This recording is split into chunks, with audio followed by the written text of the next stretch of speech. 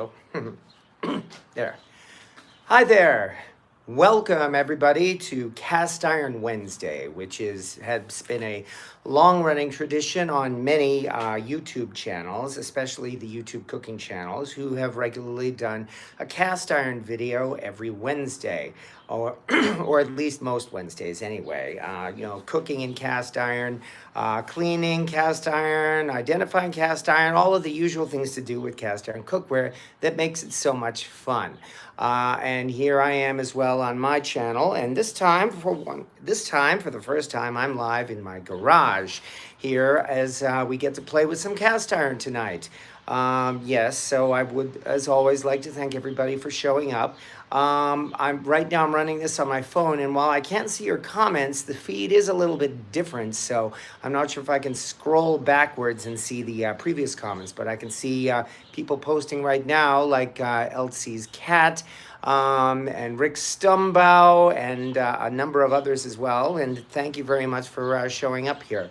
Especially as I mentioned, here is my garage this time instead of my kitchen, although we are going to be moving to my kitchen in a few minutes as well. And hello to Kay Clock and Mike Washburn and Val's Black Cats Rules and Pat and Corey Clark and Papa Dan and everybody else. So yes, hello, thank you. And I'm here in my garage because that is where my lye tank is, which is right here, actually, as you can see. I figured that tonight is as good a time as any to clean, to start cleaning some of the stuff out of my lye tank that I have been collecting. Probably since I first moved here to my new home, which, believe it or not, is almost a year ago. Boy, time sure flies. Yeah, we're getting on just about 10 months now since I officially moved into my new home, and I've been doing my best, well, one, to settle in, and two, not to be a hoarder. But I have a whole lot more room than I had back in my old place, including the capability to rebuild a nice big lye tank, which in fact, it looks like I'm gonna have to move this camera down a little bit. There we go. So that, as you can see, I actually managed to use a big old trash bin here for my lye tank. So this is much bigger than the other one was. In fact, this one here is, if this thing were filled up to the brim, it would, I believe the capacity of this would be about 60 gallons. But it is not filled up to the brim. I think I only have it about halfway filled with lye. So let's move in a little bit closer here. And let's also, right now we can raise this view a little bit so that you can, in fact, get a better look. There we go, I guess, at a close-up of the tank here. And let me see. Let's see how well that looks, especially once we undo the top. Unfortunately, this particular brand of barrel does not come with a lid, and I've been looking for a lid for this kind. You've probably seen these kind of barrels here. They are very wide and and a little more shallow than your usual trash cans. But the green color you probably recognize as well. Maybe I can set this and move a little bit more. In fact, I don't want to tip this over, of course. There we go, but that's what we get for doing this on a low or near no budget. Now let's try moving the light yet a little bit more so that you can see a little bit better. And I hope that works a little better at least. There we go. All right, but yeah, I have, if I figure right, somewhere between 20 to maybe even 30 gallons of lye in this tank. So this is certainly big enough to hold quite a few cast iron pieces. First thing I have here, in fact, is an old crowbar that I picked up at a garage sale, no, at the flea market, and I have been trying to get this thing cleaned up. Basically, I've been soaking it in the lye about half at a time here, and this thing is actually not turning out too badly here. This thing is a steel crowbar, of course. It's not iron. So at this point, I think I'm just going to turn it over. and we will soak the other side for a while and see what happens. However, what you folks really want to see is some cast iron, and so we're going to clean that up, clean out some pieces and see what we have here. And hello as well to Rick Stumbauer again, and hello Cynthia. So let's dig deep into this mass of black liquid and see what we come up with. Okay, well I can see I got to be careful with this thing here. And what is the first thing we have here? As a matter of fact, this first piece here is a really nice looking number 10 size skillet here, in fact, of a cast iron pan. And if we turn this around on the back here and try to, I'm hoping to show this up in the light, if we can, because this is actually an unmarked Wagner, and it's an unmarked Wagner number 10, and the markings here do specifically say 11.5-inch skillet. I'm not sure if the light is showing it very well. I think I can get the reflection of that there. So, yes, exactly, a 10 unmarked Wagner. So there's a nice start.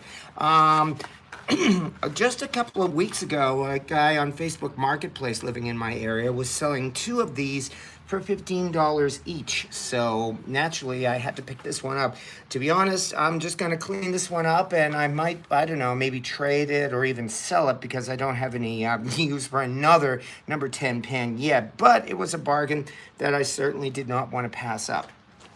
And for the moment, I'm just putting it over here in a container that I'll be using to bring this into the kitchen. However, one of these pieces I think I will actually put into the E-tank right now once we're done looking at them, because well, we're here and now is as good a time as any to run the E-tank and clean something up. But that's only the start. What else do we have here? Oh yeah, that's right. I've been cleaning up my Lodge number 5 lid because unfortunately I was bad and left that thing get all crusty and rusty and everything like that. So I certainly need to clean this up. And again, this is a number 5 Lodge lid, not a number 8. I picked this one up, in fact, at the Lodge outlet store on one of my trips to the Cornbread Festival, especially because, well, as I found, a number 5 lid is not very common. So I definitely wanted to be able to get some use out of that. And so this is also going to be seasoned up nicely tonight. And let's keep going and see what we have here. Careful not to expose your skin. These are nice long gloves. Yeah, I learned my lesson about that with lye, in fact. About a year ago, in fact, I had a pair of these gloves, and it actually sprung a leak inside, and I could definitely feel the lye making my skin tingle. So I had to replace those. But so far, this has been working out just fine. So I can reach down pretty deep here into this pile and see what else we come up with. Let me see. I see there's something under here. Let's see here. Oh, here's an interesting one. Here is another Wagner, but this one is actually a marked Wagner, no less. It is a fairly typical, I think, in fact, Wagner piece from the 1930s to the 1940s or so. It's a Wagner number 8. If I remember right, was this actually cracked when I found it? Let me double check this for cracks right now because I'm not seeing it. Okay, well, I might be in luck actually. So I guess we will clean this one up in the sink in just a few minutes or so and see what we come up with. But yeah, so far, as I said, this is a marked Wagner number 8. And we will go from there and see how well this looks after we've scrubbed this one out. Okay, so we've got 3 pieces so far, and I don't think I'm even gonna be able to clean out the entire tank because yeah, I do have quite a few in here. Like here's one that I came across last year, and I've actually shown this one before. Here is that gate marked griddle that is actually a sad iron heater. I've been cleaning this one up, especially so that I can get it ready for cooking. And well, there we go. So far, this makes about, yeah, let's get another close look here. This has a size 7 on the handle here. But I'm certainly, again, I'm certainly looking forward to seeing what kind of use we can get out of this one. Once again, this is an unmarked piece. So we are doing pretty good here. What's that say? Loving the number 5 lid. Well, I'm glad you do. And yeah, that's why I'm kind of embarrassed for having let that lid fall into that condition, and I've made a point of trying to clean that one up. I can feel several other pieces in here if I dig down deep, in fact.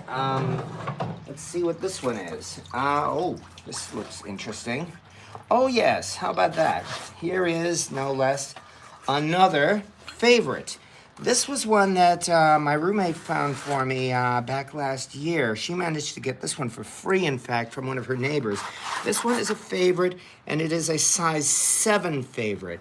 Although this one definitely has some real sulfur pitting on the bottom as well, but you can definitely make out the favorite logo.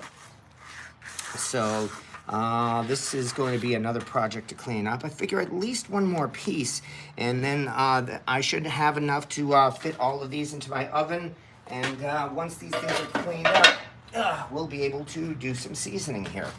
But yeah, as I mentioned, this lye tank here, all I did was I started out with I poured in 25 gallons of water. Oh boy, yeah, that's quite a bit.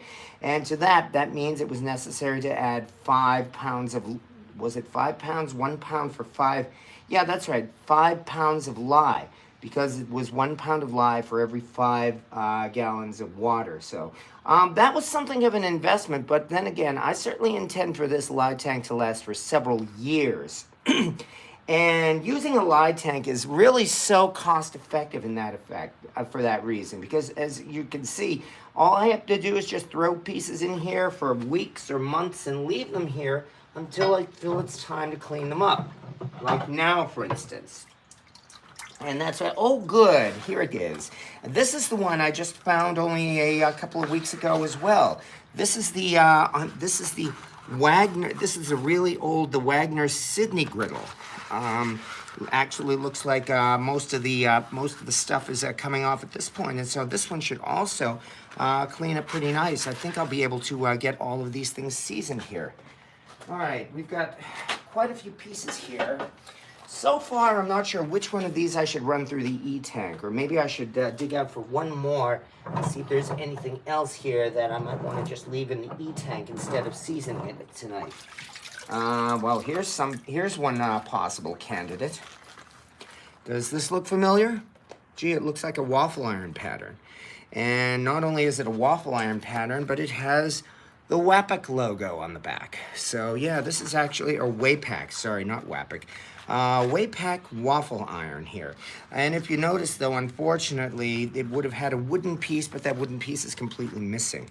Its brother is still there in the, its other side is still there in the lye tank actually, because a couple of years ago, in fact, I picked these paddles up for like about $2 at a flea market. And so far I have not yet had the opportunity to finish cleaning them up. So here's one possible candidate for the lye tank, I'm sorry, for the E-tank. Or going through here, let me see. This is a typical Taiwan-made oven lid, Dutch oven lid. What else? Whereas this one, which one was this one here? Oh yeah, this one is yet another really old Wagner here. So I'm actually surprised how many Wagners I seem to have come across recently.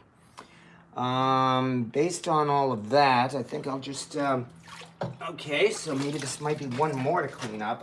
I don't want to go overboard, I admit. I'm having trouble, in fact, remembering everything that's in here.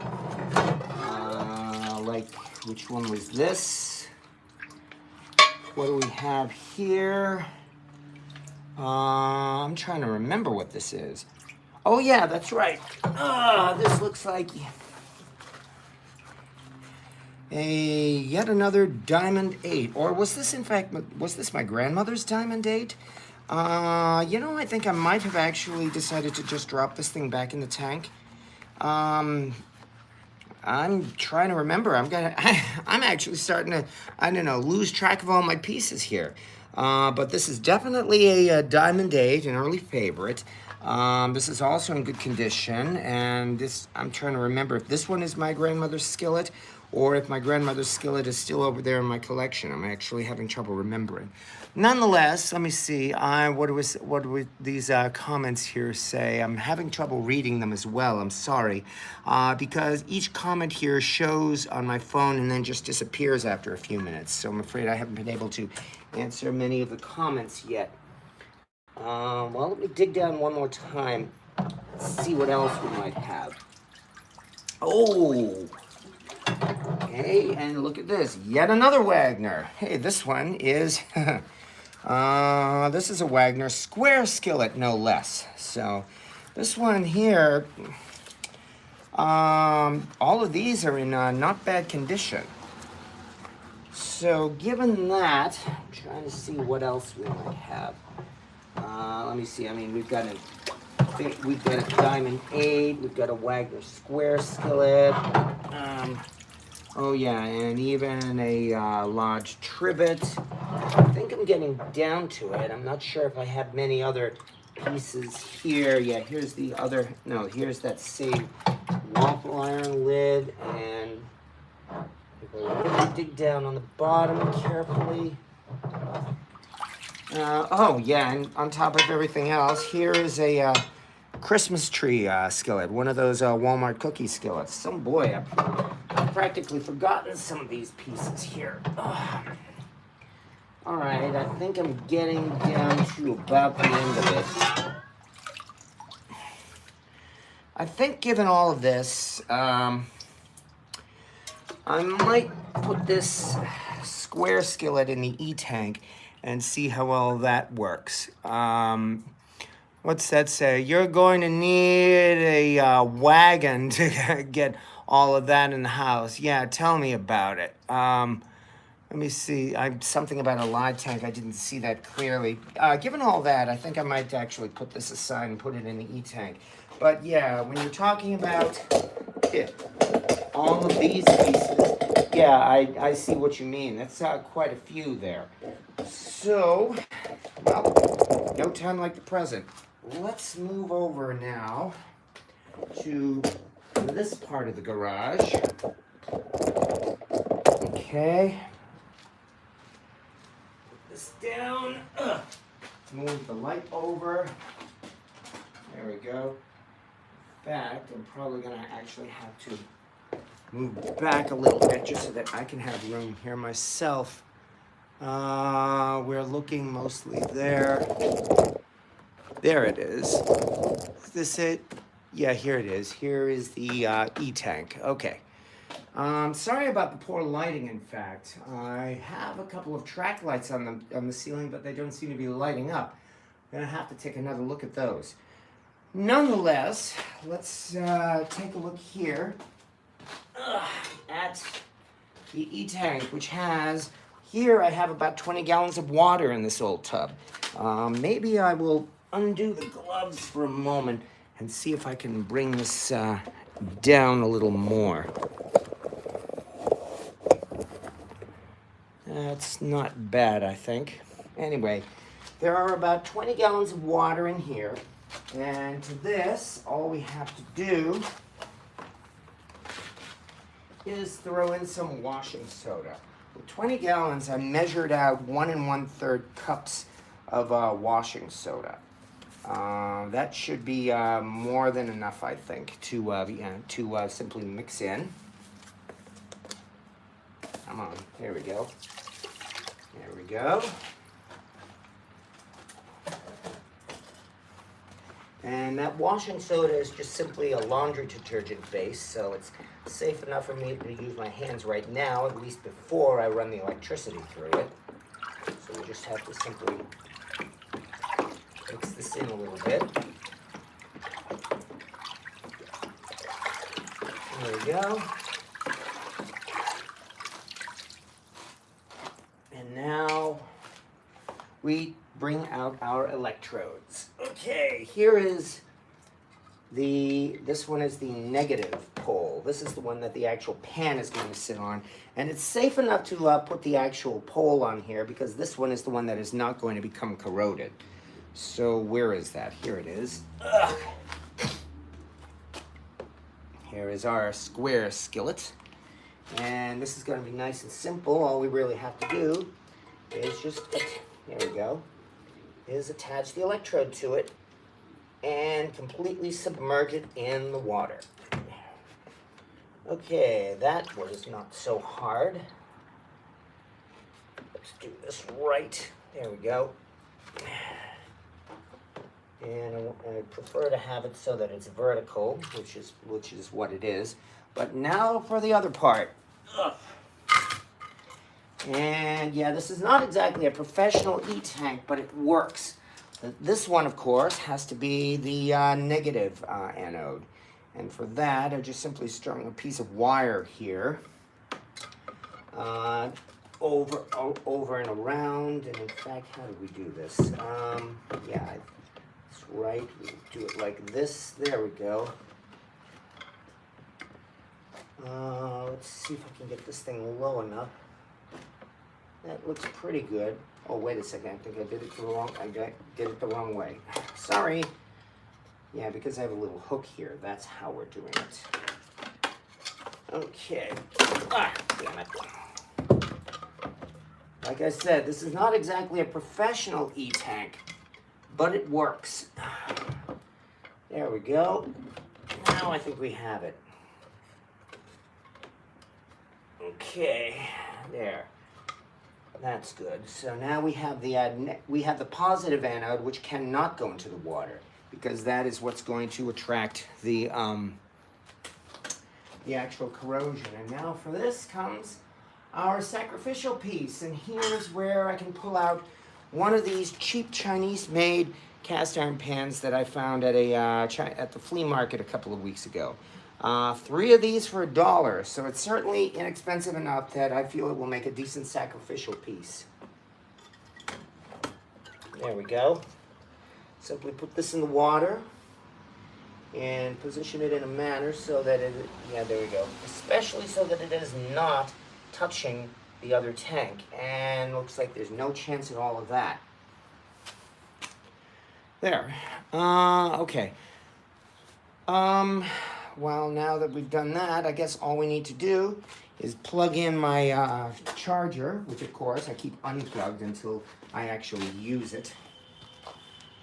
And where is that? Here it is. Plug it in and turn it on. Bam. Okay. So now, if everything is working, we should immediately start seeing a bit of the results. And as a matter of fact, I think I'm starting to see bubbles forming immediately. So let me do a couple more things. Let me try to move this light over a little quicker. In fact, I'm going to have to unplug the light and plug it into a different power socket. Just give me a second. All right, we're not done yet. Unplug from here.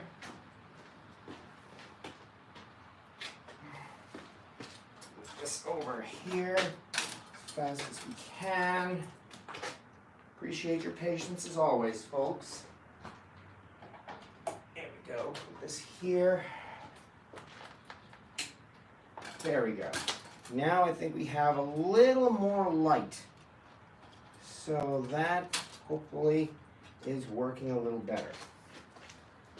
And now that we've done that, let's actually remove my phone from the stand that it's on.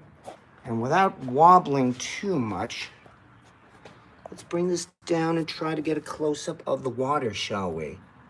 Which in fact, am I doing this right? Yeah, we are. Which in fact has already become very cloudy, I see.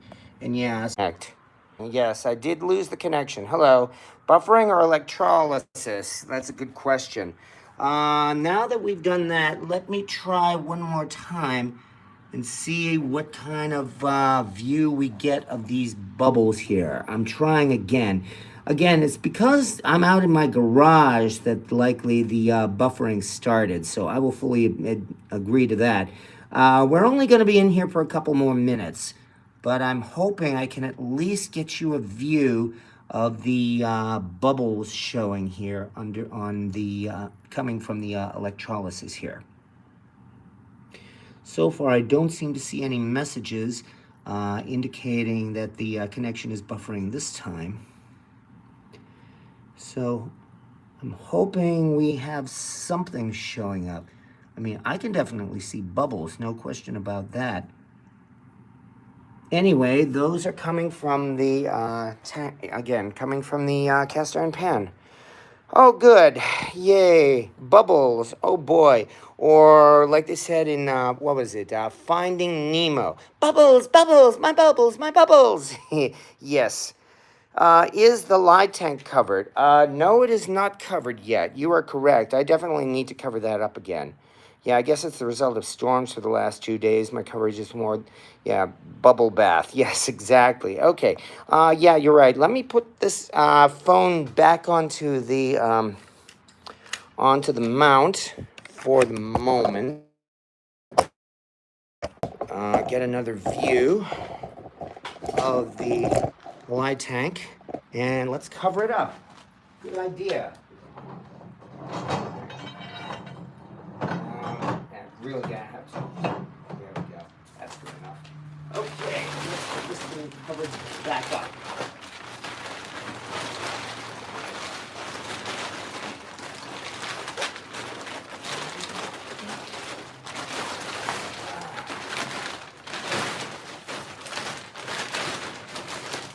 And I just had a bungee cord. And my mind is definitely going because I had a bungee cord to wrap it up. And I put it down and now I can't seem to find it. And I hope it didn't fall into the light tank, but I'm pretty sure it did not. Don't mind me, folks. I'm just scatterbrained. What else is new? You know, the silly thing was just here. I won't take too long, I promise. Look on the other side. Damn it. Oh, here it is. There we go. Bungee cord. Sheesh. All right, let's get this going. Wrap this up, shall we? Yeah. That didn't work. Again. There. That's much better.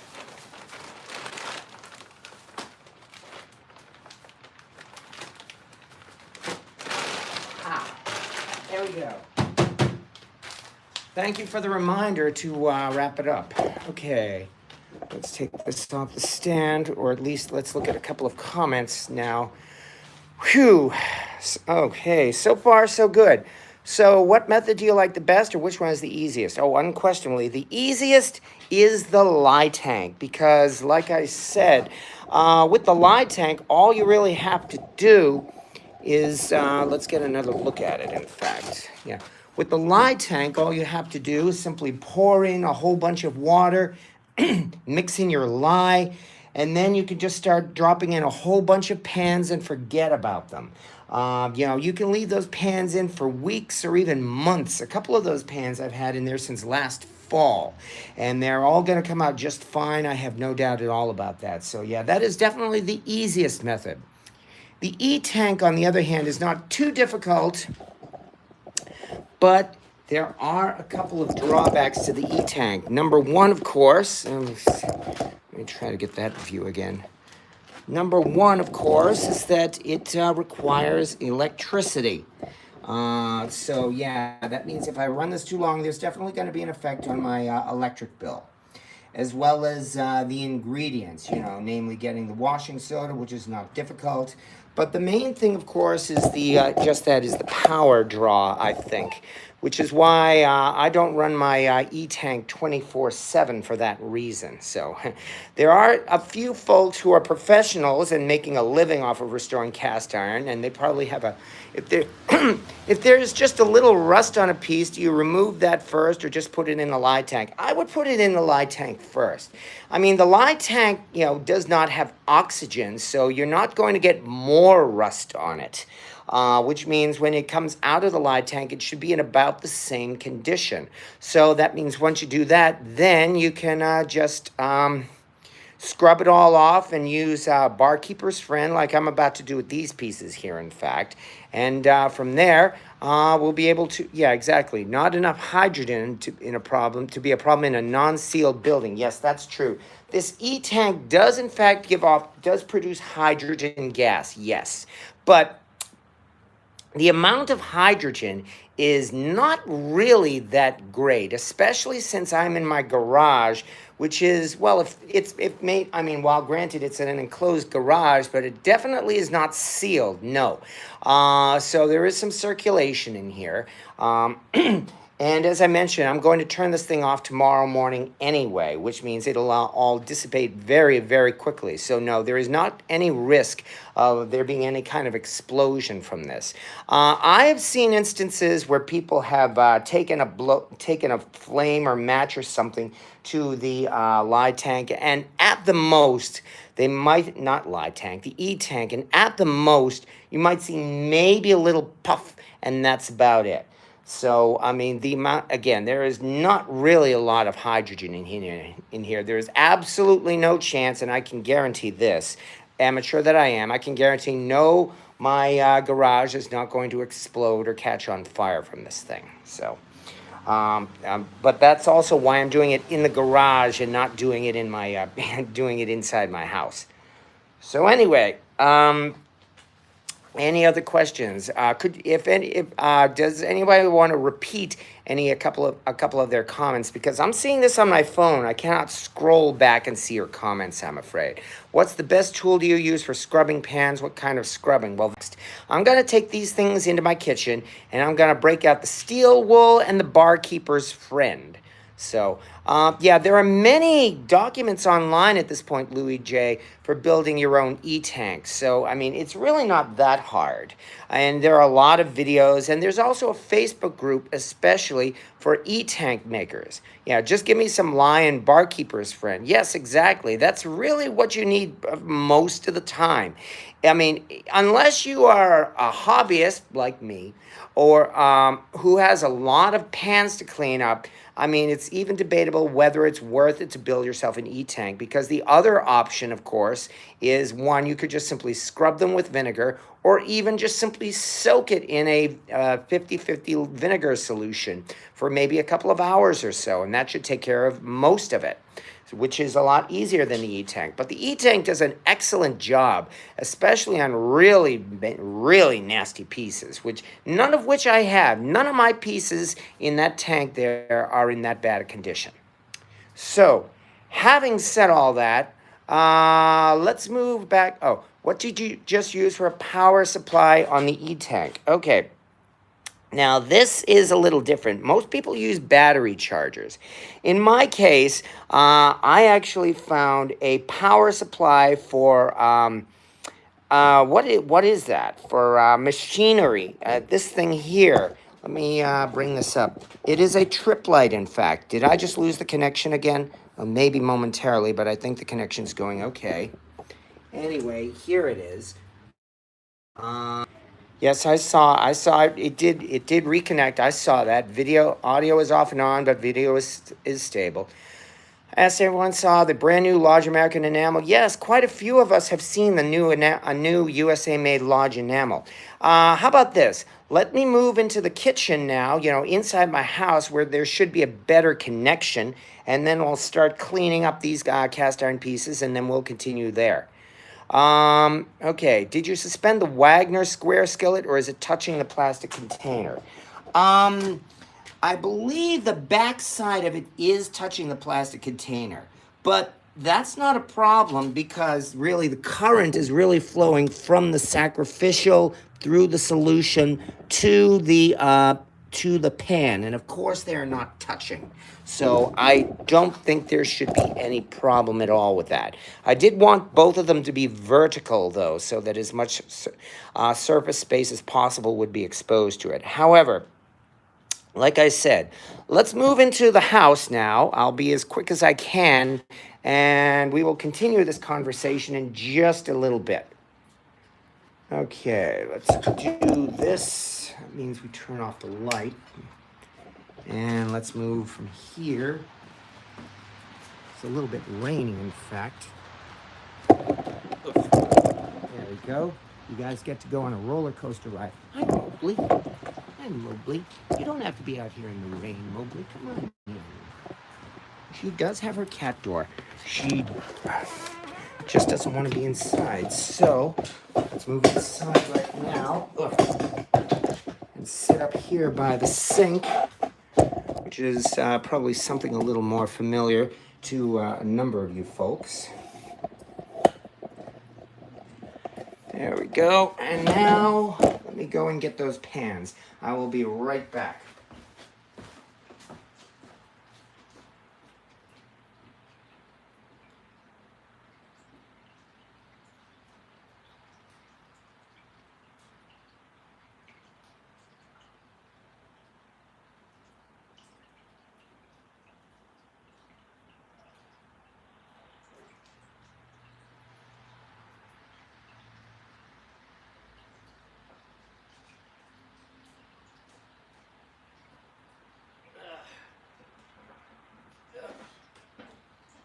Here we go. All right, here we are. Well, it's heavy, but it did not kill me. One last thing, I have to go close the garage. Be right back one more time, and then we'll be all done.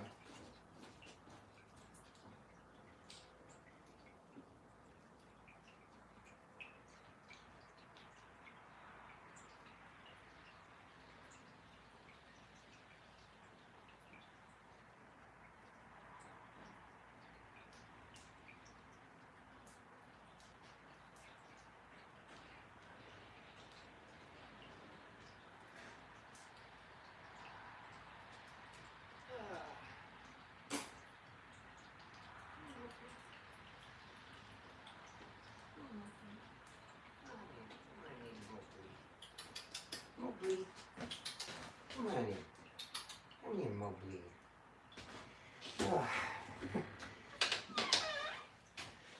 I wonder, there we go. I wonder if Mobley was staying outside because I was outside. Anyway, here we are, folks. Okay. Are we still connected? I think that should be the first thing. As best as I can tell, we are connected, so that's good. All right, yeah, it's still showing the live counter going. Buffering, okay. Buffering, yes. All right. E-tanks are great, but vinegar works better for de-rusting the nooks and crannies of things like waffle irons and cornstick pans. Yeah, okay, yeah. You might be right. Maybe one of these days we should actually compare it. Okay. However, now let us move on to part 2. And try to get as good a view as possible here.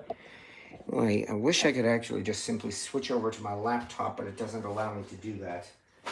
All right, okay, so now let's clean some cast iron, shall we? And let's start with the piece that I really want to work on, which is the this is the again the Wagner Sydney griddle. And here is where it gets easy. All I have to do is probably even throw that down. There we go. Throw on some Barkeeper's Friend. And you don't have to be shy. And start scrubbing away.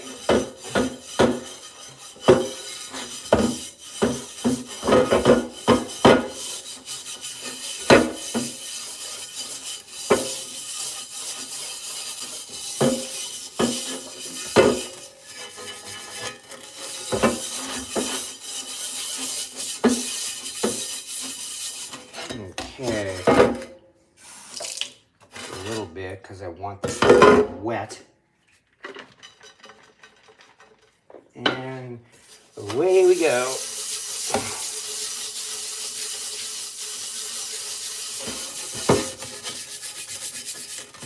Also, I think this griddle might be the easiest one to clean off.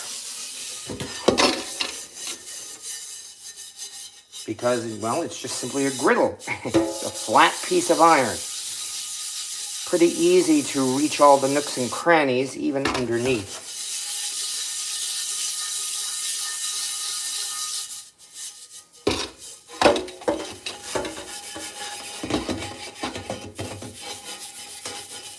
Yuck. Okay.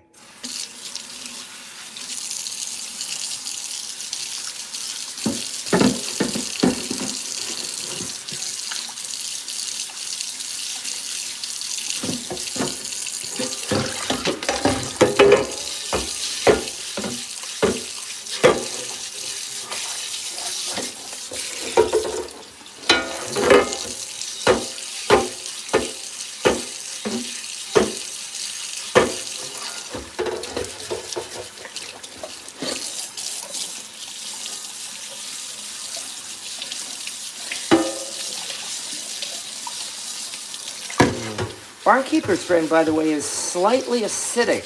That's why it does such a great job on rust, and that's also why it gives it this silvery color, at least on the top. I think maybe, in fact, I should apply a little bit more to the bottom. I hope the bottom isn't fire damaged, but of course that's certainly possible because, you know, it's over 100 years old. And it could very well have been used in any number of wood-burning stoves.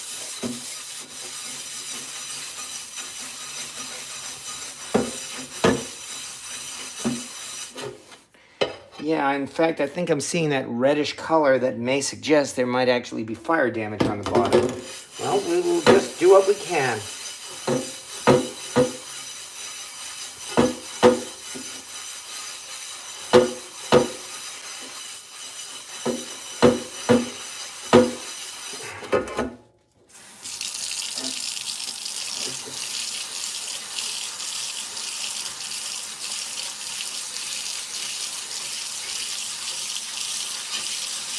Not too bad, all things considered.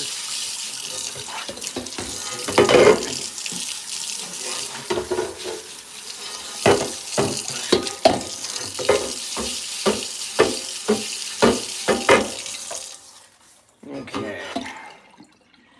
Well, there we are for starters. Wagner, Sydney, Ohio. And it is a 9A. All right, which means next, got to very quickly grab a paper towel. You too. Give it a quick cleaning off. I don't have to actually bone dry it at this point because the method that I use that usually does a pretty good job is just to get it dry enough. Then I will coat it with Crisco, and then from there put it on the stove burner for it to completely dry off, because that will evaporate the extra water or liquid, but no, it will not destroy the actual Crisco. So it's not actually seasoning the pan yet. We're just doing it to keep it free of what else? Of flash rust before we actually season this thing. So do this as fast as we can. And also I used cold water to rinse it off too, because apparently cold water seems to do a better job of delaying flash rust. So let's get this on as fast as we can. Also, I can put on a fairly thick coating of this Crisco here because, again, I'm not seasoning the pan yet. This really, as I said, is just to give it a coating to prevent oxidation.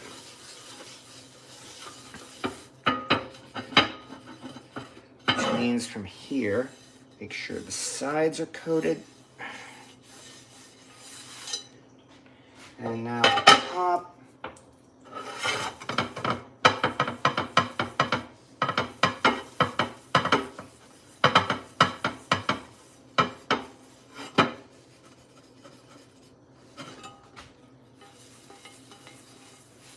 All right.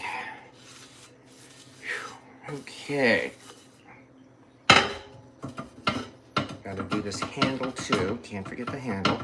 Try to get into the grooves. All right. So for a starter, I will place this onto the stovetop on a very low heat.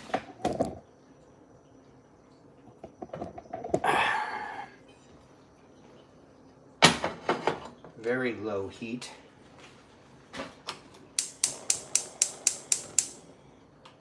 Here we go.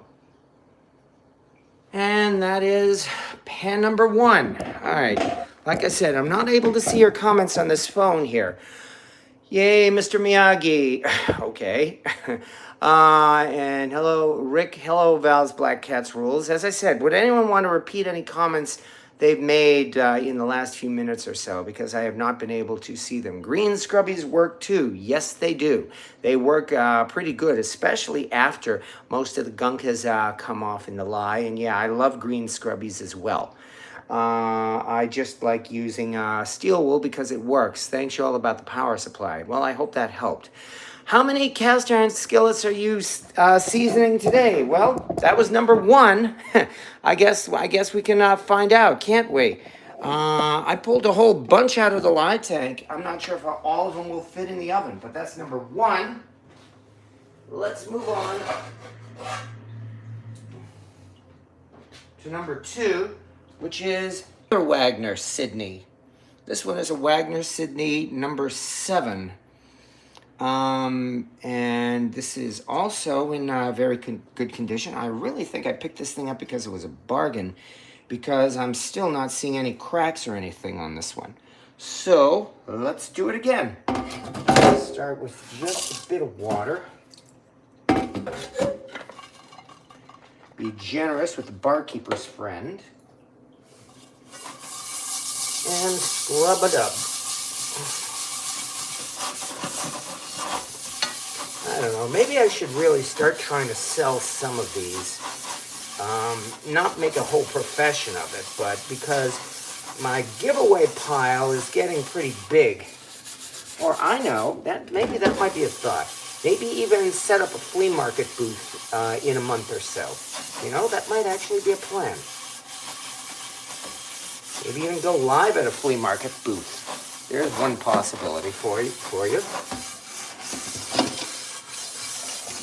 Anyway, that's one side.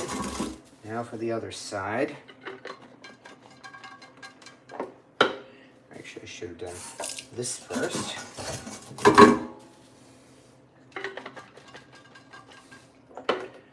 The last time I set up a flea market booth, my entire collection was snatched up by a Brimfield vendor, who then, of course, resold it at Brimfield for prices about 5 to 10 times what I was selling them for.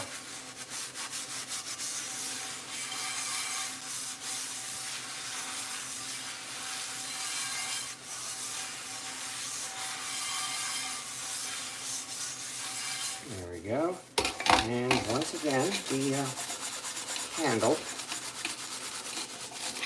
All right.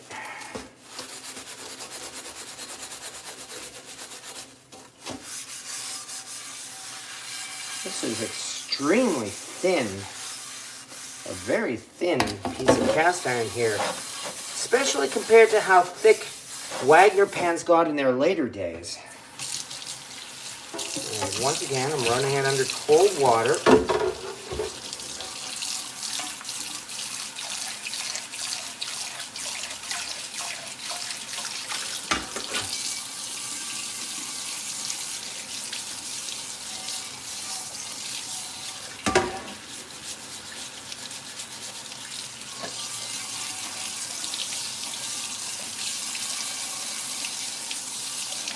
There we go. Yeah, this thing does still have some stains on it. I'll bet if I were to put it in the E-tank, even those stains might come off, but as far as I'm concerned, I would really say this is good enough because it's going to season just fine.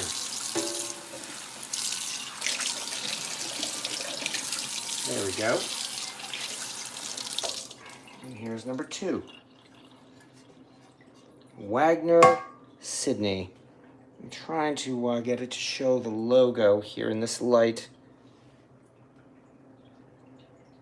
I think we're seeing it now. Okay. And this is a size 7A. So once again, let's dry this off as quickly as we can before the flash rust comes.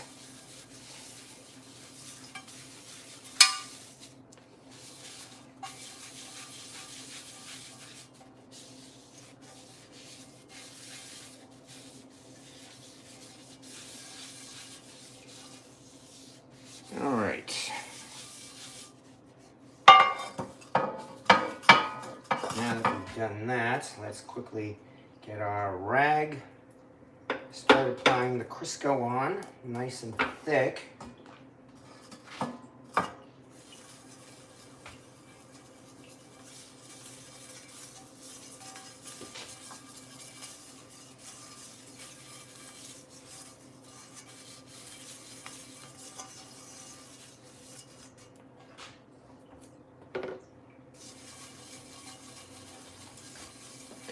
Like I said, I'm drying this up on the stove top immediately after this. That's why I'm not concerned that it's not bone dry, because the heat should evaporate. In fact, it will evaporate the extra liquid or water from the surface of the pan.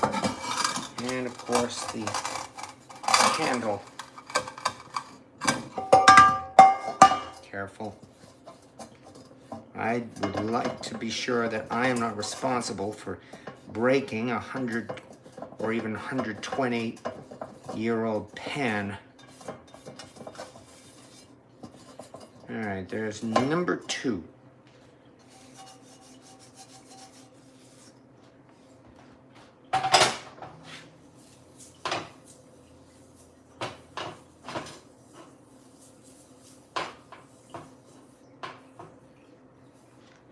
Okay. Here is number 2. Here we go.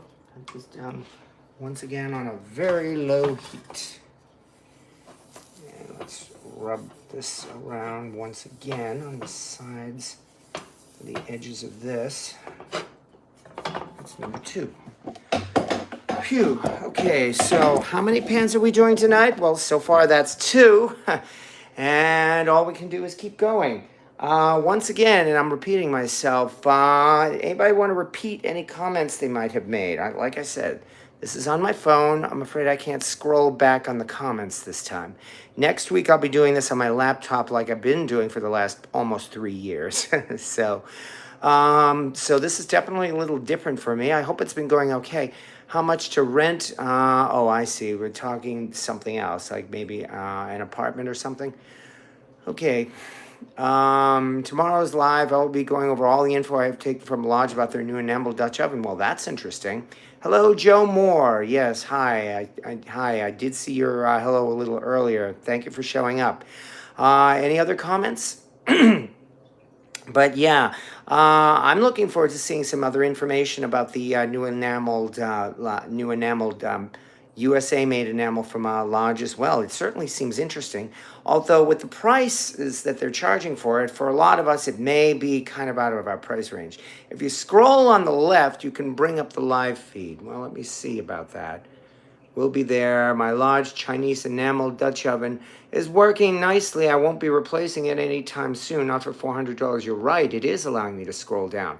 I did not know that, so thank you very much for telling me that. Doghouse, we're going to Handsome's house. For the kind of money Lodge will be asking, yeah, I know. The price is going to be really something. Whoops, what did I do?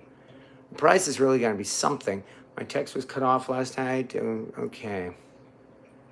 Great looking skillet. Well, thank you. Yeah, like I said, that was a very old Wagner. Picked up a number 8 BSR Red Mountain today for $7.50. Nice. At some point, oh, it still had an encounter with a grinder.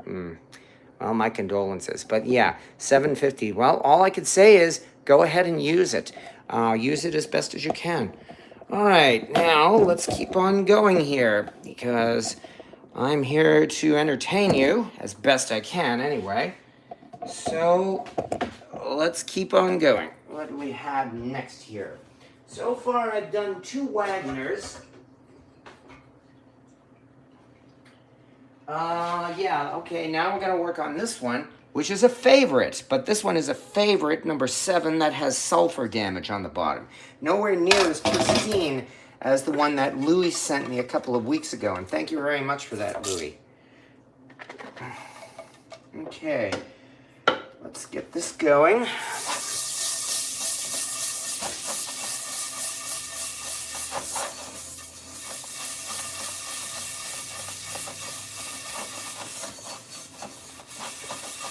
I am liking the idea of maybe setting up a flea market stand at one point, just so that I could try selling these things at affordable prices for people who, well, have not been able to afford cast iron that they see at those antique malls. Because why not?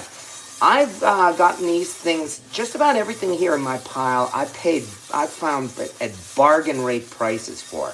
I'm not bragging, I'm just simply stating that's how it turned out.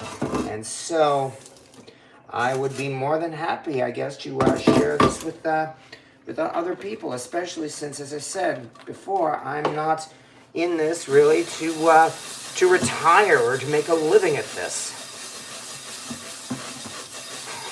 So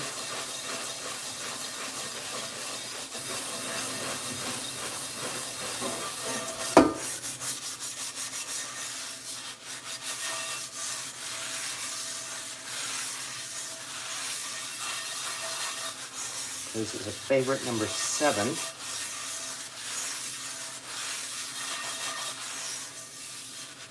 Yeah, I definitely will not be getting rid of that favorite number 8, Louis. Not just because it's a gift, but because it is in such pristine condition.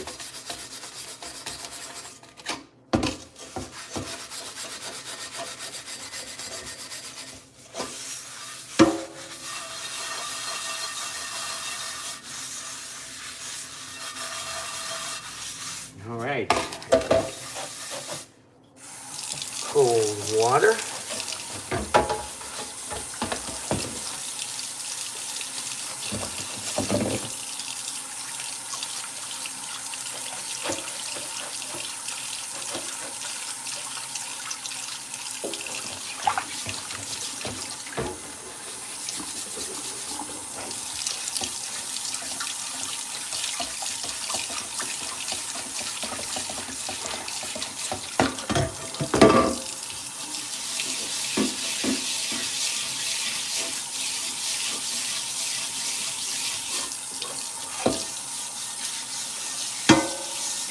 There we go. Cleaning up nicely. The sulfur pitting is, well, it is definitely, I guess you could say, extensive. But because because the surface of the pan itself is just fine, no sign of any cracks or anything like that, this would work just fine as any kitchen user.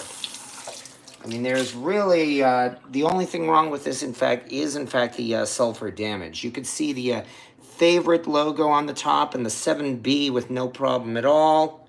There we go. I think I finally have a good view of that.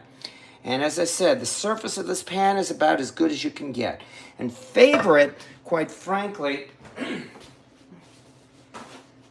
when they were at their peak, I would think that favorite pans were as glass smooth and I guess you could even say as quality pans as Griswold. Except, of course, they were considered bargain rate pans.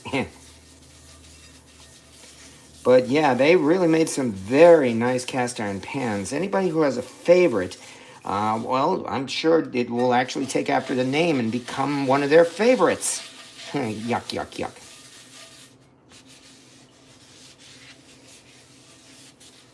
All right, there we go. That did not take very long. Which means, once again, let's give this thing a coating. Nice and thick coating.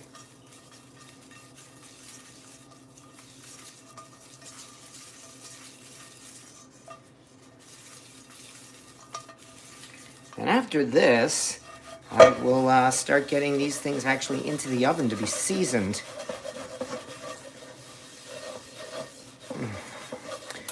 Oh, yeah, nobody's gonna buy this. After all, it's got a rough surface, just like a modern day lodge. All right. Okay, so far, so good.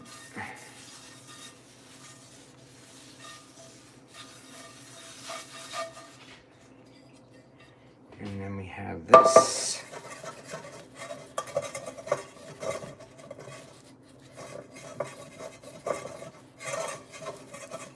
All right. Finally, on top. There we go. And now once again, let's get this over to the stove for number 3.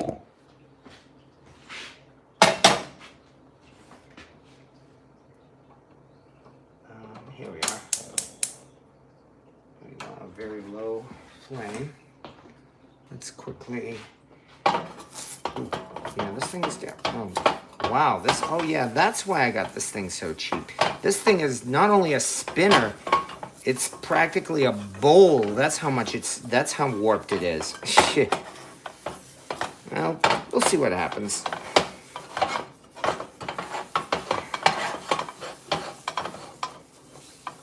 This is the Wagner number 7. The griddle, on the other hand, looks as flat as can be. Yeah, I'm definitely going to be keeping that griddle. That's for sure. Okay, but yeah, that was obviously why I got such a bargain on that Wagner. That's number 3. And we're already more than an hour into this. A spinner is fine on a gas stove. Well, that's certainly true. New cornbread pan. Handsome, he goes to KFC. I love favorite skillets. My favorite is Lodge, only the Arc logo era. And I used my car, I'll use a car, shame to dry them after I wash them in soap and water to oil them. Do the ring test. I guess I could say I'm teaching my 21-year-old daughter good. She loves watching, but tonight she said I'm not watching if he isn't cooking. All right, well then I will dedicate myself to doing some cooking next week, especially for her. Please tell her that. Okay, mechanic soap. All right. And now let's keep on going. It really seems to be a toss-up on my channel here between the cooking and the cast iron, because quite frankly, let's move on.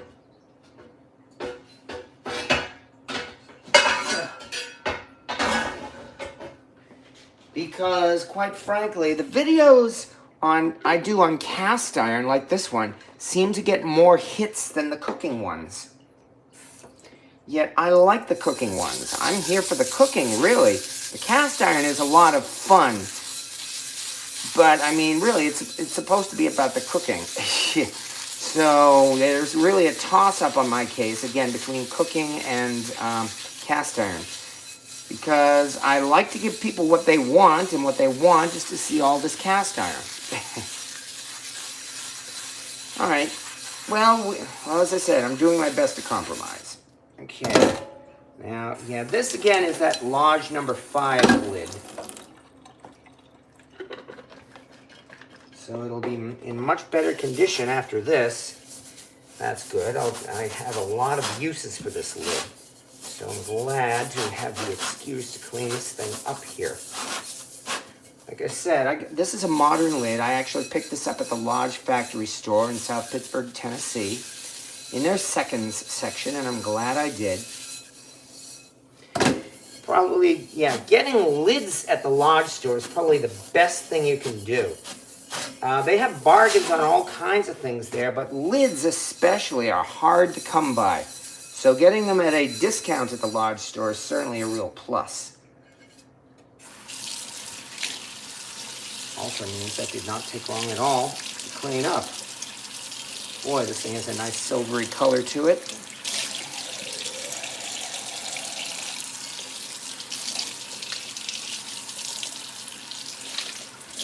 All right, now once again, let's just clean this, dry this off quickly.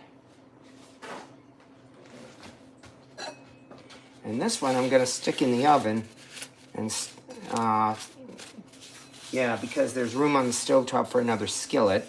I'm going to stick this one in the oven and start heating up the oven to probably about 250 or so, you know, above the boiling point. Be sure to get rid of this water.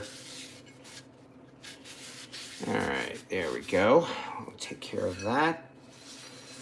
Oh, and besides, I did a whole bunch of cooking last week at X Day. I wasn't able to go live then, I'm afraid, because, you know, things were too busy and I was entirely outdoors on a campground, which is why I had to settle for just doing short videos. But yeah, I am happy. I think I did more cooking for people at that festival last weekend than probably I've ever done in my life. There was this time a few years ago at another festival where I'd cooked for a lot of people, but that did not have a happy ending, and I won't go into that. Here, however, this was a lot of fun. You've seen, I posted short videos of the cooking that was done, and that was done in 2 pans. A 16-quart Bayou Classic Dutch oven, which everybody loved, and I brought out good old Stumpy, my number 14 BSR. And he did a great job making breakfast. I was able to make 4 pancakes at a time on good old Stumpy. And it's a good thing, too, because they went pretty fast. So, again, this is going into the oven. I think I should rearrange these racks.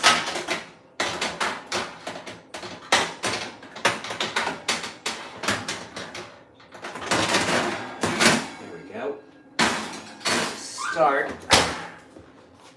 bake 250.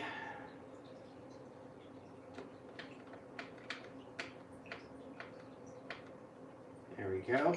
Okay, next, let's quickly move on and do another piece.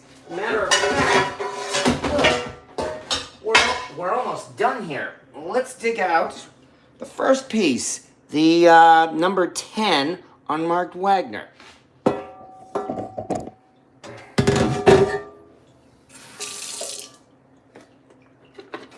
Hopefully we can get a better look at the markings once I've scrubbed it off.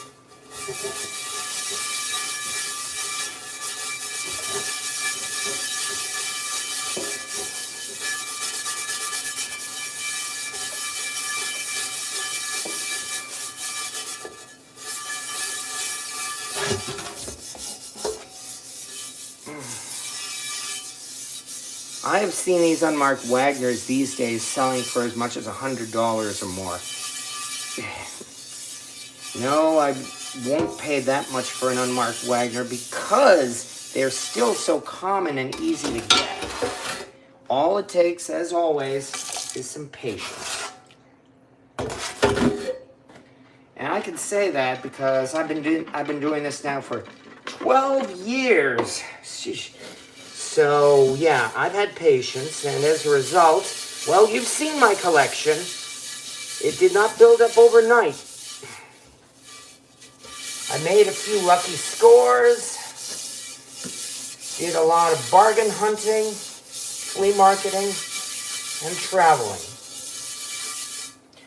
In fact, most of the ones in my collection are from flea markets.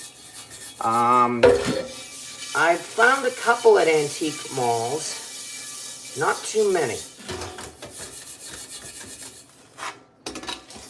Trying not to be biased, and I shouldn't even say that because a very good antique mall near me, I've managed to find some good pieces. The early Owego Antique Center in Owego, New York. So, I should take back what I just said about antique malls.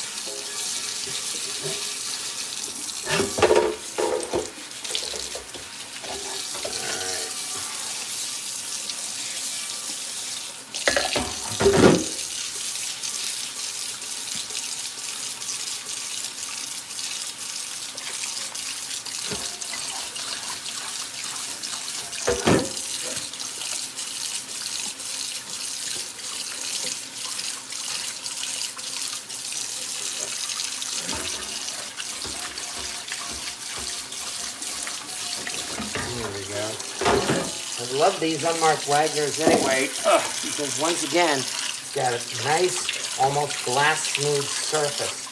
This is really pretty much the definition of what a vintage cast iron pan can be like.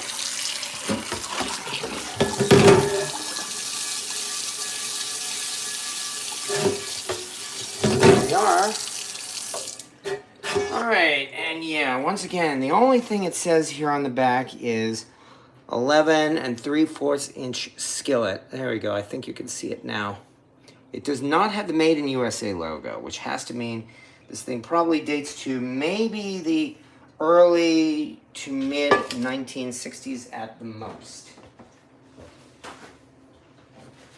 So yeah, this is definitely pretty much the definition of a nice antique cast iron pan. Because it's more than 60 years old. Well, ooh, it's got a wonder. In fact, it's got mill marks. It still has mill marks on the surface. Nice. It's in excellent condition. Managed to find it at a bargain, which is also very nice. But yeah, this would be a really nice pan to cook with. And things like this are really what are making me think that setting up a flea market stand might not be a bad idea. In fact, let me dry this off a little bit more if possible. There we go. All right. Okay.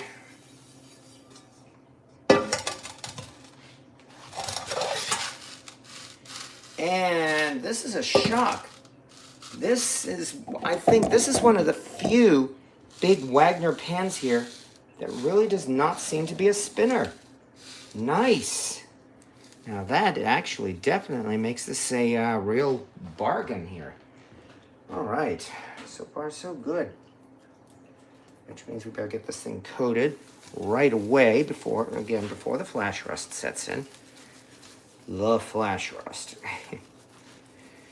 I'm probably exaggerating, but flash rust is an annoyance.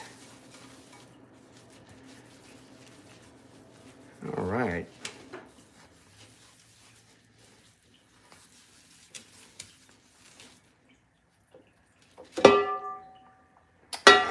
Great. Wet again. There we go.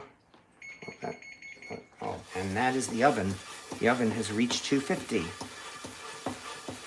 All right.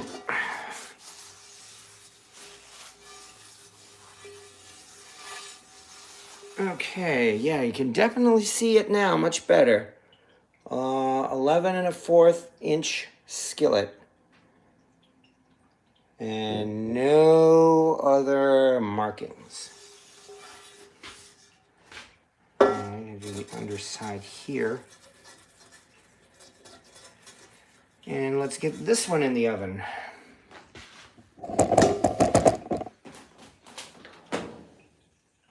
Ooh, careful. Phew. All right, so far, what are we at? Good grief, we are at 1 hour and 15 minutes, and I haven't even started seasoning these pans yet. Oh well. Let's see what we have for comments right now. If you have a Menards, leave the automotive department. They have boxes of 50 micro. Make sure bandanas are cotton. Okay, I can see I'm missing some interesting conversations here. Am I the only one who has absolutely no idea what's in their E-tank? I don't know about the E-tank, but definitely in my lye tank. Some of these I had forgotten about. Those number 12s are hard to find. Yeah, this is a number 10, not a number 12. That's getting difficult to find too. Okay. Still just checking comments right here. Reading comments, shop towels. I've got an unmarked Wagner 12. Well, nice. That's Nish's River catfishing. One of my most used skillets when I'm camping. Spins like hell, but only cooking outside on gas. There you go. Get some good use out of it. Definitely. And congratulations on that. No, you aren't the only one who doesn't remember what is in their E or tank or lye tanks. Well, I only have one pan in my E tank. which I will be taking care of tomorrow morning. Anyway, we are getting down to it at this point. Let me check here on these other ones because I think I'm actually seeing a little bit of flash rust. I don't think the coating stayed on as well as I liked, so I'm gonna have to, well, actually I'm gonna have to get, because it's hot now, I'm gonna have to get a pot holder. Here we are. But then again, if this thing is such a spinner, I'm betting actually, this, I wouldn't be surprised. Yeah, this thing's hot now, but I wouldn't be surprised if this thing may actually have fire damage too. It might not be able to hold the seasoning very well. This again is that Wagner Sydney, that Wagner number 7. The one that is definitely a real spinner. On the other hand, once again, this griddle, she is looking good, and I'm happy about that. Over here, we have the, this is the favorite, the sulfur pitted favorite. All right. Say we're down to about, just 2 more pans. Then I guess we'll call it a night because we're getting on with it, but I will try to get 1 layer of seasoning on tonight so that we'll have that part done. Which means we only have 2 more to go here. Because yeah, seasoning and restoring cast iron is fun, but it can be something of a chore. Definitely. So next up, this one, here we go. The gate marked griddle. Let's get this thing going as best as we can. Whoops, maybe I should put this one in the tank. Let's see how well it can. How the barkeeper's friend works on this one.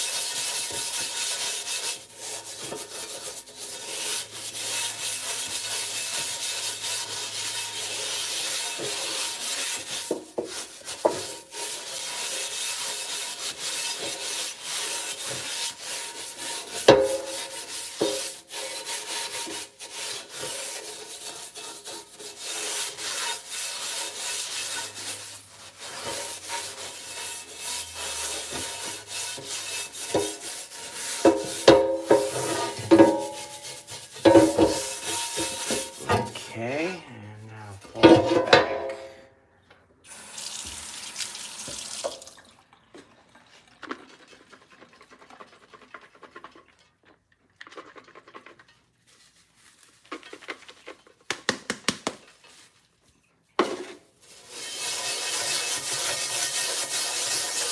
There's quite a bit of residual rust on this one. Maybe I should have put this one in the E-tank instead. Might even consider that.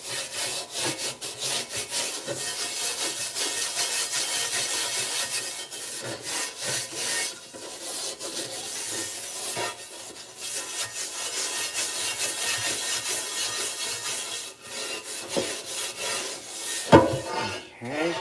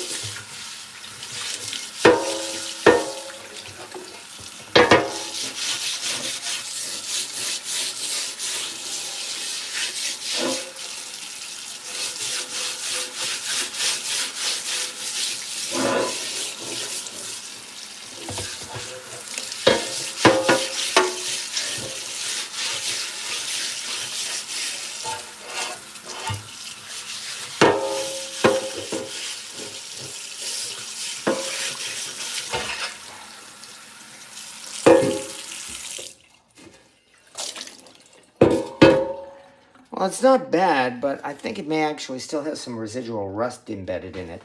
So, to be honest, I'm not entirely happy with it. I think I probably should have put this one in the E-tank, and maybe I'll do that.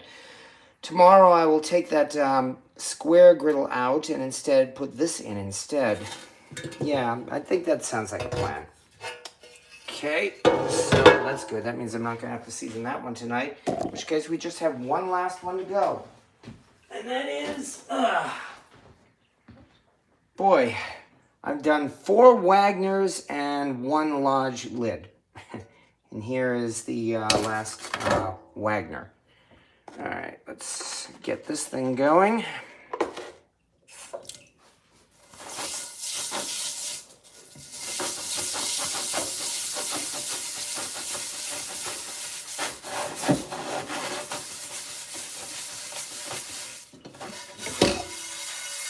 If nothing else, the lye tank does a great job because all of these things are cleaning up nicely.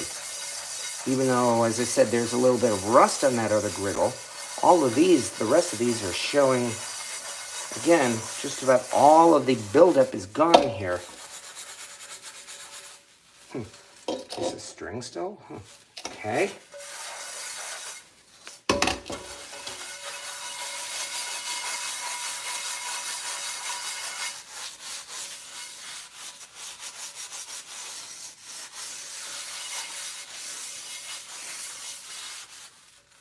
All right.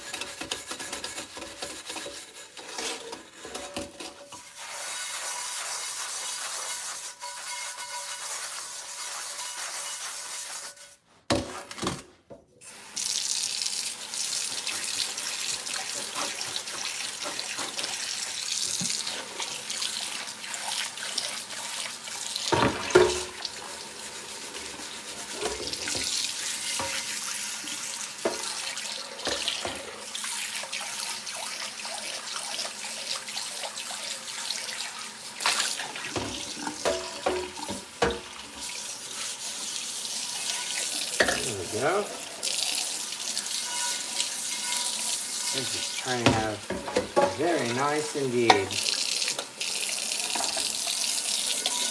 There we go.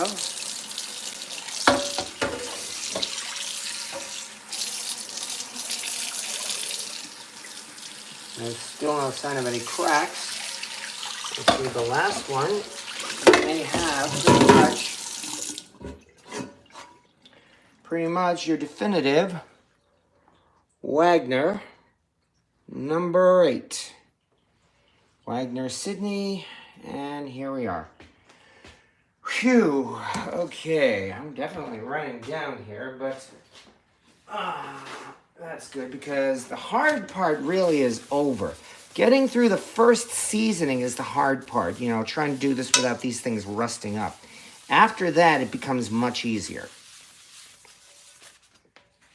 So let's get this dried off quickly.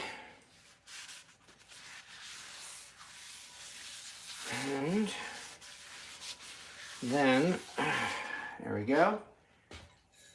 Coat this and, hold on, why does this thing still have a piece of string on it? Let me cut that off as quickly as I can.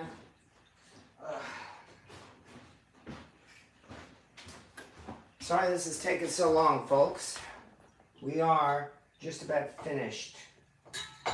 That much I can promise you. There we go, much better. Meanwhile, this number 8 is also a spinner. You know, it's a pretty typical Wagner, actually. I've seen a fair number of them as spinners. Okay. But let's get this on.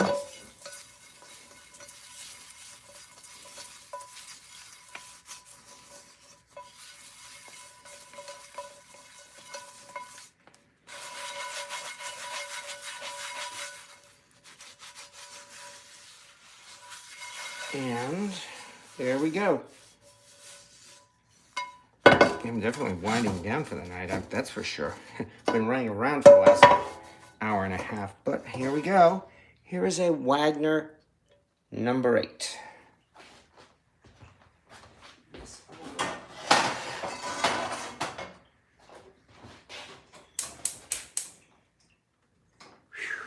Okay, so there we go.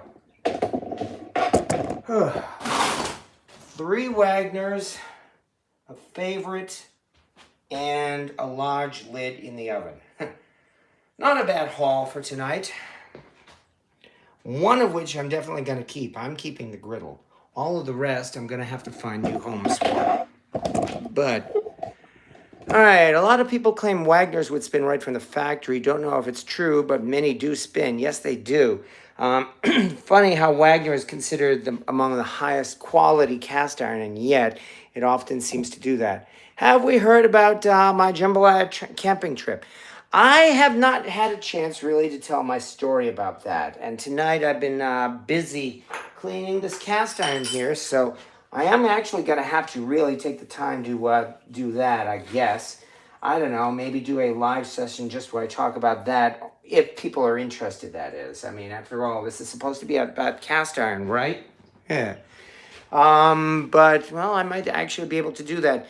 If there's any time that I'll be able to do that, it'll probably be Friday.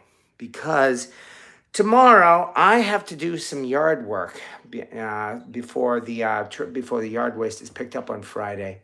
Well, thank you about the fallout shelter sign.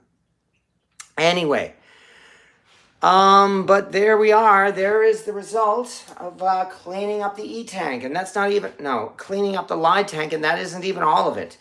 Which is really what it comes down to. As I said, I love my lye tank for that reason. It took several months to build up all of this collection of cast iron pans. In my case, as I said, a lot of these I'm considering to be throwaway pans, ones that I want to sell or trade or find new homes for.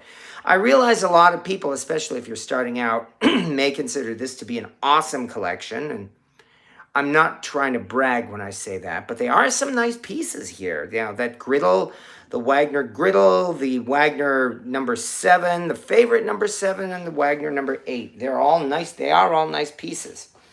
And I can only say yet again, it's really the result more than anything else of patience in the hunt. All of these, none of these I was expecting to find. I just managed to stumble across them. I was at the right place at the right time.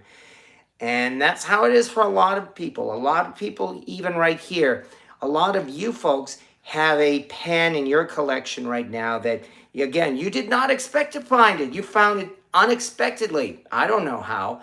Maybe you found it in your grandmother's basement. Maybe you found it in a junk pile. Maybe you found it at a flea market or Savers or Goodwill. But either way, it always seems like our most prized possessions here in cast iron often are those ones that we just did not expect to find. And for that reason, that's another reason to, just to cherish them and especially to use them. So, bye, Felicia. I mean, Mercy. Okay. Oh, yeah. Well, have a good evening, Mercy. And thank you very much for being here when I tested my live in the garage yesterday as well. My older Wagners don't seem to spin as much of the stuff made in the 70s on. Yeah, well, Wagner did actually go down in quality, unfortunately, as the company began to have problems. Yes, the hunt, exactly. I guess that's really what I can promote more than anything else, the hunt for cast iron, because as long as you have some patience, you too can build yourself a nice collection of cast iron, both vintage and modern. And you don't have to pay incredible amounts of money for it. But, I mean, of course, every once in a while, there is that one piece that you may find that you feel like you just will not be able to, you'll regret it for the rest of your life if you don't pay a lot of money for it. That's different for everybody. I really cannot say, yes, it's worth it to pay $100 for that Griswold number 8. Who knows? If the opportunity comes up, and especially if you think you won't regret it, then that might be the best time to do it. So, my very first Lodge 10-inch from Kroger's is my best go-to. Every time I ask about your power supply, I lose the connection. Do you use a battery charger?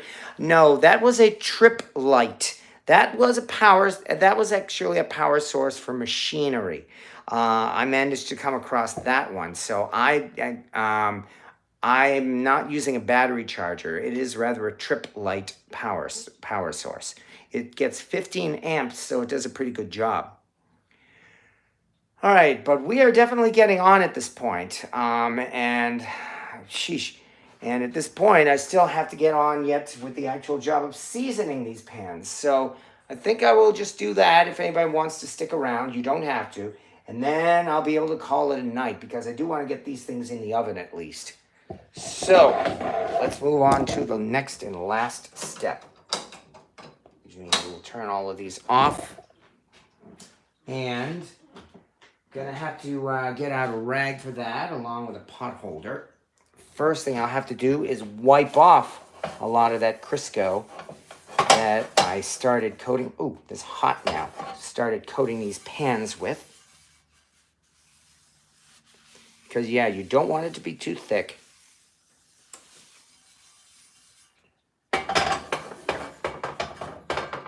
Now, let's go again with my rag, the one that I use mostly with coating my pans.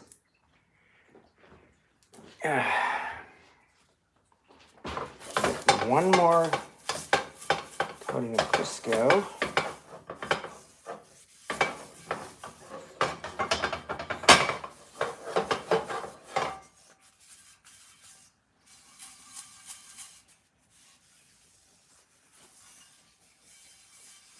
All right.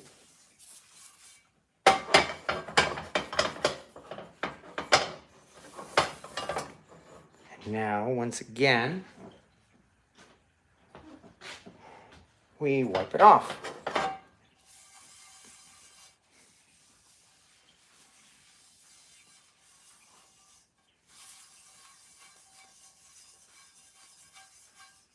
There we go. Into the oven it goes. I don't think I showed any of that at all. I'm sorry. There we go.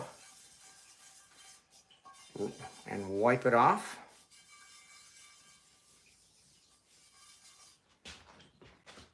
And into the oven it goes.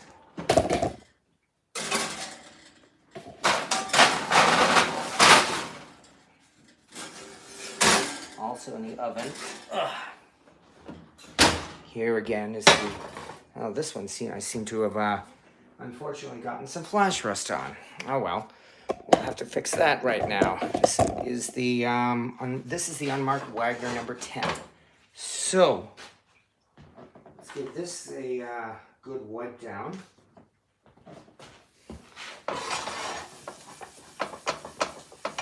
There we go.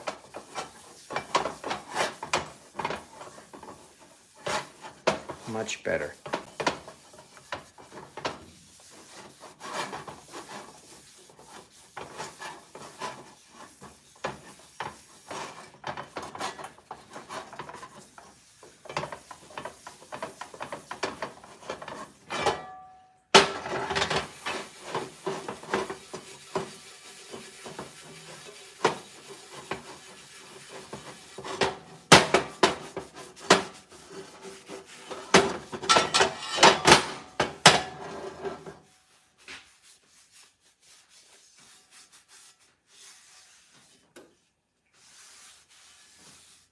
There we go, that's much better. And now to coat it.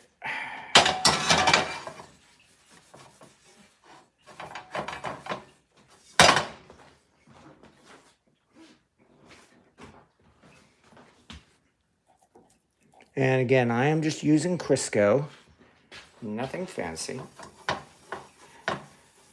Jeff Rogers' earliest videos on seasoning cast iron, he used Crisco religiously as well. This was before the fancy cast iron oils came in.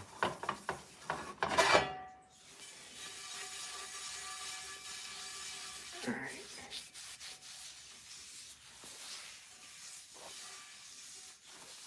There we go.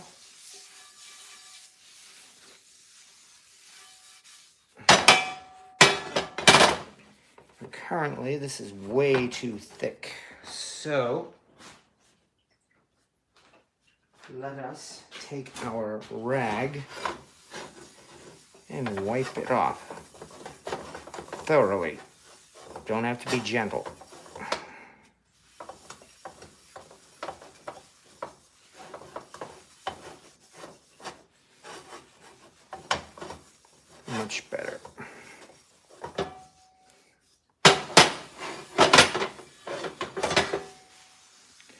once again, let your daughter know I'm going to be cooking next week.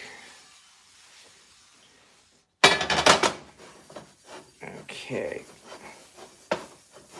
We will continue from here.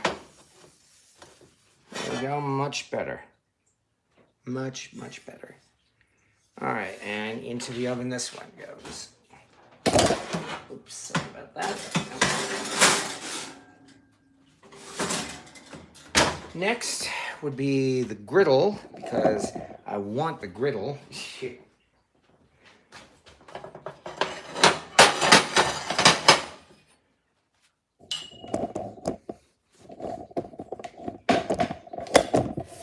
There we go. All right, that means yet again, lay on the Crisco.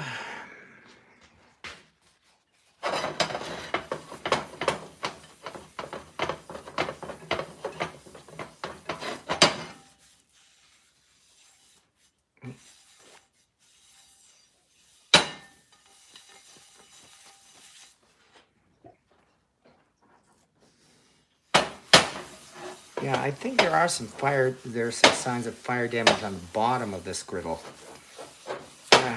So I'm gonna do what I can to keep it seasoned.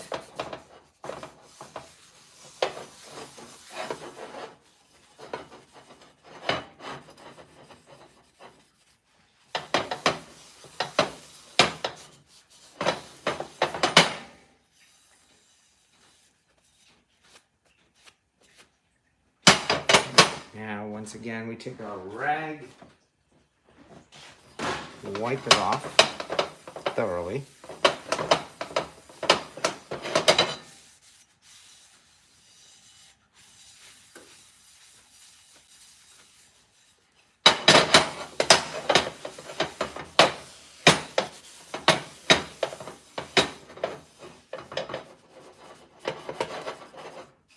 Yay. All right, there we go. This looks nice, actually. Into the oven this one goes.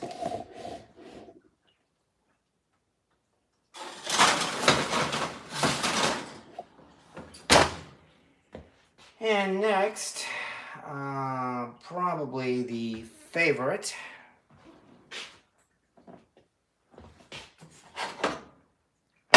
Here. Trying to get a good view for you folks. There we go, that's pretty good.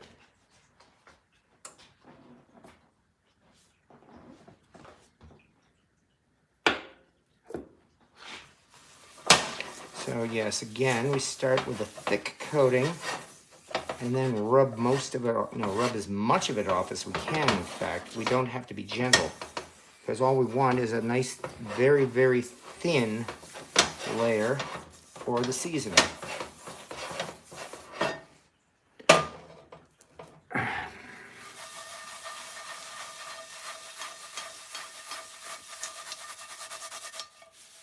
Get it into all those pits.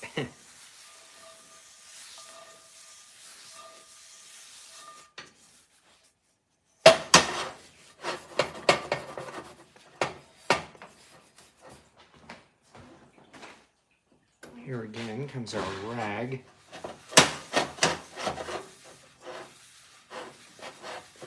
I'm actually pushing down pretty hard as I rub it off with a rag.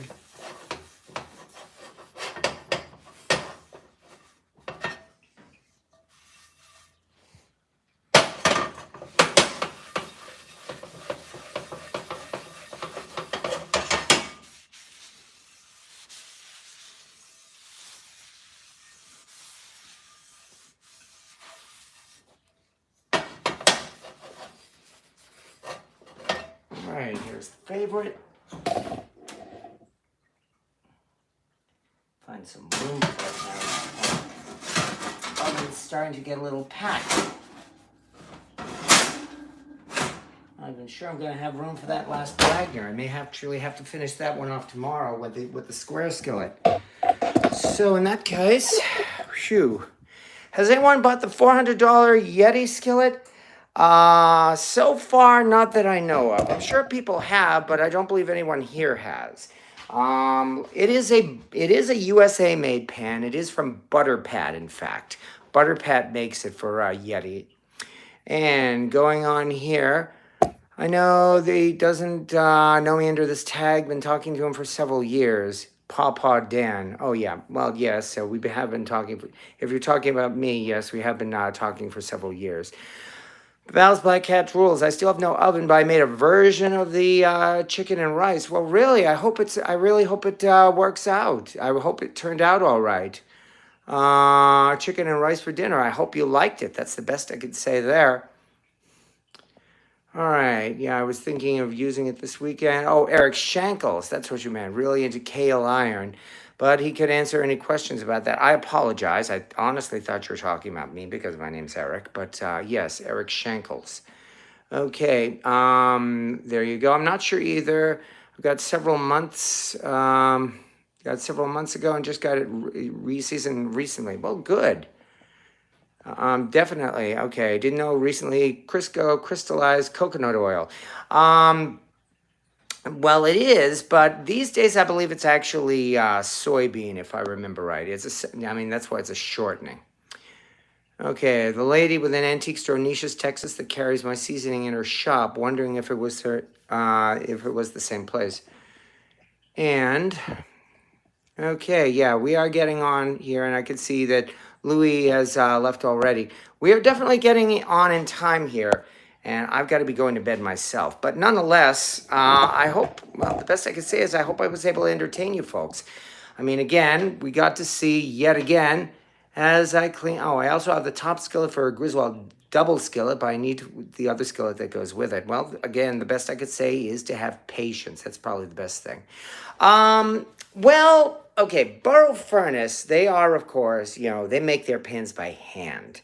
And they are never going to be able to produce their cast iron at the quantities that Lodge will be producing them. So in that respect, Burrow Furnace is a very niche market. And good for them because it means if you're lucky enough to own a Burrow Furnace skillet, you really have a piece of artwork as well as a very useful cast iron pan. I am only a couple of towns over from Burrow Furnace, and I really want to see about making some kind of arrangement to go and take a look at their place. And summer's coming, so now's a good time to do it. Yet another thing I think I'm going to have to try. But right now, though, as I said, I can only hope, though, folks, again, I emptied out my lye tank for you tonight. I exposed my secrets. And that is the result of almost a year's worth of scrounging and foraging here in the New York State area. So I like to think, I'm hoping I did pretty good, especially since I didn't pay a lot for those pans. And I can only say again that if I can do it, you can do it. Because it really takes patience more than anything else. The lye tank is not hard to make. And now I've got all this extra room to fill with more cast iron. And having said that, though, I mean, we definitely have to be moving on. But I do hope at least I've been able to provide you folks with some entertainment tonight. That's probably the best thing. They'll be at yard sales and thrift stores in 6 months tops. Well, I'm not so sure about that. But again, I hope I've been able to entertain everybody tonight. Boy, my throat is still hoarse from all of the things I did in camping over the weekend. But I've no doubt it'll be better by next week when I will indeed be getting down to some cooking again, and I'm looking forward to that very much. Stay safe, everybody, as Val's Black Cats says, and likewise, Laura's Antonio. Thank you for showing up, and thank you for being here. Because it's really you folks here who, as I said before, make this so much fun here. I mean, I seem to talk on and on and on, but it's a lot of fun for me, largely because I know you folks are watching and commenting and criticizing, and that's what I want you to do, because that is what makes this all so much fun. And I can only thank everybody here for showing up, and I'm hoping that you're having fun being here each week as well. And we will just go and do it all again next week. So, yeah, thank you. Thank you very much, Kimberly Miller. And yes, have a good night, everybody. Enjoy yourselves and keep safe. Things are pretty tough these days. So, yeah, everybody have a good time. and especially keep on cooking and enjoy your cast iron. So, yes, have a good evening, everybody. See you next Wednesday.